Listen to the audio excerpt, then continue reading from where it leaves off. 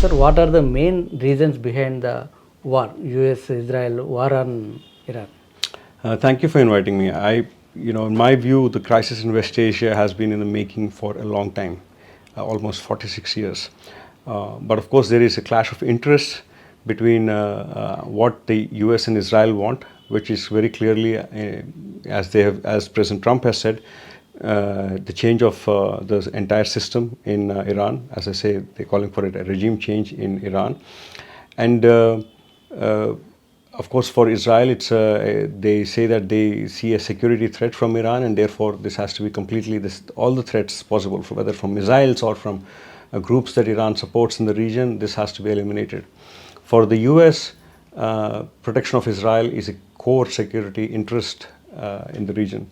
On the other hand, when it comes to Iran, it's almost an existential war for the system in Iran, and in some ways, they're also concerned in Iran about keeping the geography of this country, which has the map of Iran has remained unchanged for about 150 years, to keep it together.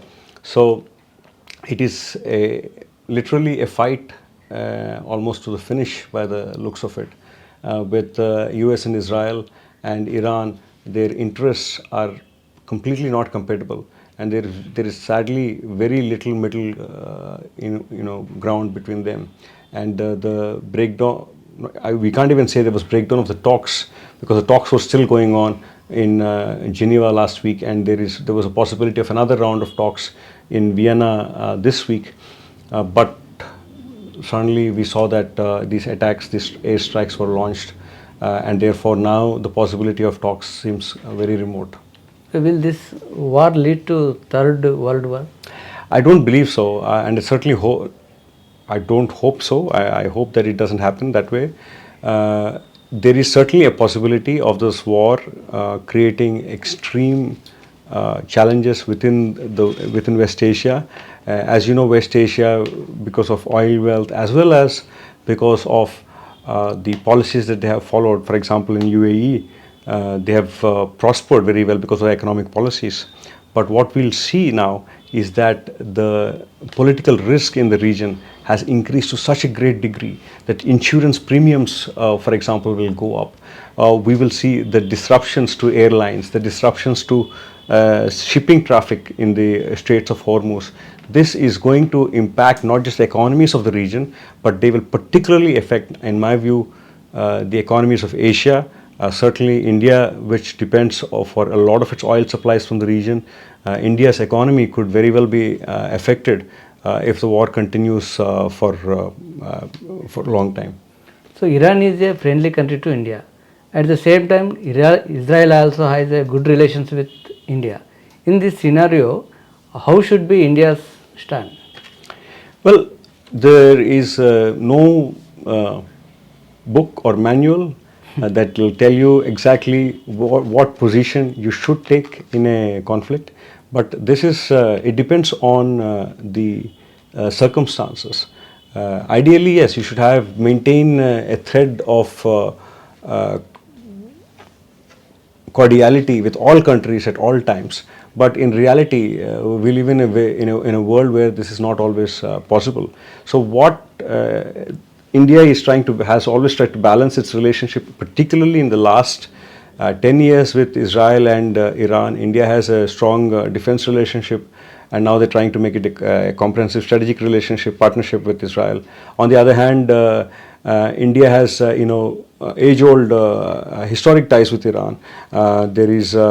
India also has the second largest Shia population in the world, after Iran, and India and Iran signed a lease, in fact, for the port of Chabahar in Iran, which is very crucial for India to access Central Asia and perhaps even all the way up to European markets. So, for India, both these relationships with Israel as well as Iran are important. But by the looks of it, right now, India has been less than vocal in expressing support for Iran in the current conflict. India has expressed concern, but it looks like, if you look at, for example, the call to UAE by the Prime Minister, it looks like India is taking a position in the conflict without explicitly saying so. So we have to see what the results of this conflict will be for India, because whichever side has the upper hand, the longer the conflict continues, countries like India, which are not directly involved in the conflict, they will suffer. Khamenei and top leaders of the Iran already were killed. So, what is the next target of this Israel and US target? Well, it's you probably have to ask the Americans and the Israelis this, but just to say that their stated goals, as we see, is the complete change of the systems of the, as they say, they call it the regime in Iran. Now, the challenge is that how, do they have the capacity to do it? Certainly in Iran's system, the leader, the supreme leader, is the senior most authority. However, they have been prepared, the Iranian system has been prepared for this kind of conflict for a long time. And therefore, you saw how quickly, for example, a transition council got created with the president, the chief justice, and a senior cleric, and to guide the country and towards the election of the next leader. So Iran's system, since the 1979 revolution, it has gone through several crises, and it seems fairly resilient. The challenge is whether they will be able to exercise the authority they have on all the military decisions when nearly every part of the country is getting bombed by, is constantly being hit by the Americans and Israelis. So that's something we'll have to see.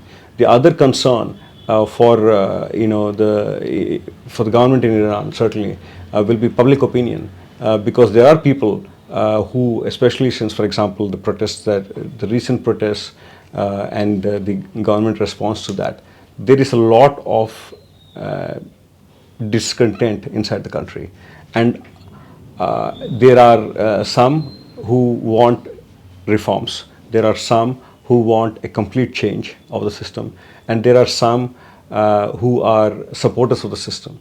There is no consensus among the public, but certainly there is, you could say, a broad-based opinion for some kind of change. So how do you manage public opinion at a time when you are getting airstrikes from above and you are in a state of war? This will be a challenge for the Iranian system. For US and Israel, who the targets will be, it's hard to say, but certainly they will try to take advantage of any internal challenges that Iran faces at this point in time. So Iran is attacking on Gulf countries. So how it will be affect on entire world, particularly to India? Well, the reason why, one plausible reason why Iran has launched attacks on Gulf countries which did not participate, as they have said, in the US and Israeli attacks, is because there are US bases in all these countries. There are close to 50,000 US soldiers in the region. And if you look at it, there were no Iranian strikes launched on Oman, for example, or on Yemen, or not directly, for example, on Syria, because these are not countries where there are any US bases. So what they have done is they focused on countries where there are US bases. But there is a larger, that is Iran's stated reason. What seems to also be the explanation for why Iran launched these strikes is because these countries have a certain influence with the US. And it seems to be Iran's calculation that these countries will be able to weigh in on the US to stop the war, to stop the attacks, because their own economies, because these countries' economies are being hit badly. For example, the largest refinery in Saudi Arabia has just stopped production after a drone attack. In Kuwait, they've closed their airspace. In Dubai, for example, the hotel industry is hit badly after these recent attacks. So for these countries which depend a lot on oil production, B, on tourism, and see on acting as a transit hub for international airline and shipping industry. For them, stopping the war in whatever way is going to become more important as Iranian attacks continue. So that's what Iran is counting on, that these Gulf countries will weigh in with the US to stop the war. Okay, thank you, sir. Thank you so much.